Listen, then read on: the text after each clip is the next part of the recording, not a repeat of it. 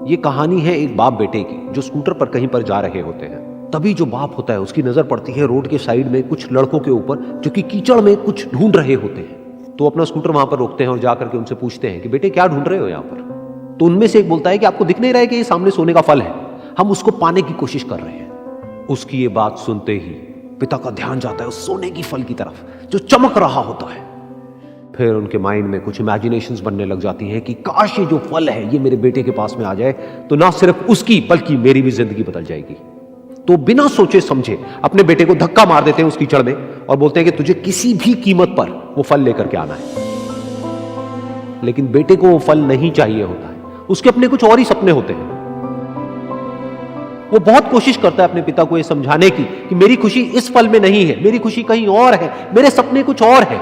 लेकिन उसके पिता उसकी एक नहीं सुनते हैं। वो उसको धक्का मारते हैं उस कीचड़ में और बोलते हैं कि मैं तुझसे पूछ नहीं रहा हूं, तुझे बता रहा हूं कि तुझे वो लेकर के आना है। तो वो बेटा भी अपने बाप के सपने को सच करने के लिए अपनी पूरी जान लगा देता है और पूरी कोशिश करता है कि किसी तरीके से उस सोने का फल उसके हाथ में आ जाए।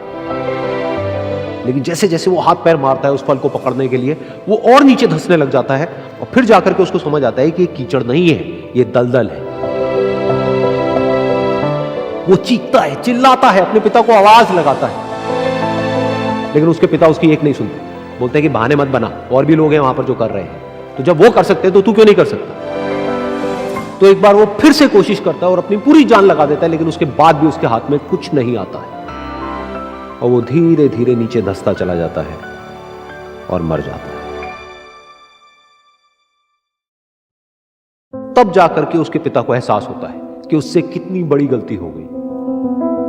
वो वहीं बैठ करके रो रहा होता है, चीख रहा होता है, चिल्ला रहा होता है। तभी वहां पर एक साधु आता है और वो साधु उस आदमी से पूछता है कि तुम क्यों रो रहे हो। फिर वो आदमी उस सोने के फल की तरफ इशारा करते हुए उस साधु को अपनी पूरी बात बताता है और बोलता है कि इसमें मेरी क्या गलती है, मैंने तो जो कुछ भी किया अपने बेटे की खुशी के लिए किया।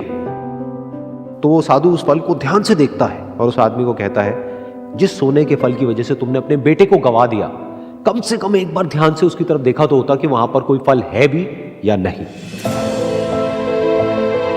ये सुन करके उस आदमी को गुस्सा आया और उसने कहा कि सामने तो दिख रहा है फल, आपको नहीं दिख रहा क्या। तब वो साधु उस कीचड़ के ऊपर एक पेड़ होता है जिसकी तरफ इशारा करते हैं और बोलते हैं कि वो जिसे तुम देख रहे हो वो उस फल की परछाई है, असली फल वहां पर उस पेड़ के ऊपर है।